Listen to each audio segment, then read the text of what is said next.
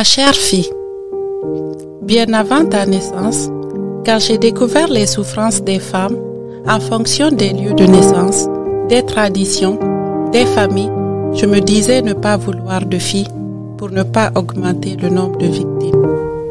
Des victimes du poids des cultures, du poids des traditions, du poids des sociétés, du jugement perpétuel quand tu es femme, de devoir toujours travailler plus. Ma chère Didi, sais-tu que bien avant ta naissance, les corps de nombreuses femmes ont été mutilés? Sais-tu que la plupart des femmes de ton entourage ont dû subir ce sort?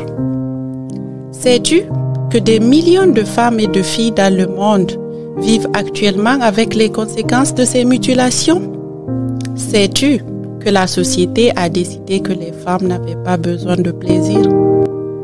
Sais-tu qu'ils disent qu'une femme, pour rester soumise et vierge, doit subir cette mutilation? Sais-tu que la religion a été utilisée pour justifier cette bêtise, alors que la création divine est parfaite et que le corps de la femme est parfait? Tu es parfaite, ma chère fille. On m'a dit de faire confiance au temps qui change.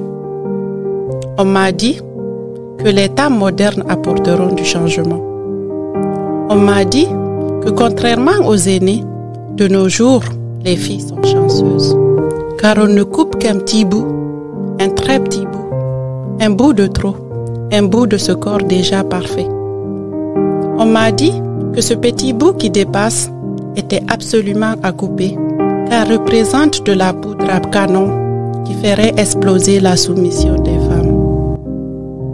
Hélas, ma chère fille, le temps passe, mais les choses demeurent, et des petites filles y passent. Le temps passe, et les exciseuses aiguisent davantage leurs lames. Le temps passe, et les mutilations se font désormais en pleine nuit. Le temps passe, et les cérémonies organisées avant pour célébrer ces atrocités ont fait place à des félicitations par téléphone. Le temps passe, et la société continue de fermer les yeux. Le temps passe, et les femmes qui veulent protéger leurs filles sont obligées de faire des simulacres d'excision pour dissuader et contenter les familles.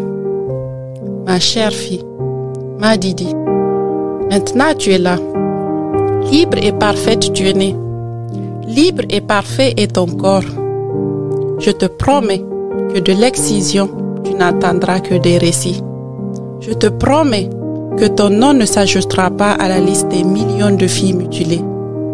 Tel un phare qui éclaire le chemin des marins, je me tiendrai debout et me battrai pour que ta génération et les générations futures ne subissent jamais cette atrocité. Telle une sentinelle, je te protégerai et m'assurerai que tu ne vives jamais pareille douleur. Je me tiendrai debout pour que tu te sentes libre de décrocher la lune et les étoiles si l'envie t'en prend. Je me tiendrai debout pour que tu te sentes complète et fière de ton corps. Je me tiendrai debout pour qu'aujourd'hui et à jamais, zéro tolérance à l'égard des mutilations génitales féminines.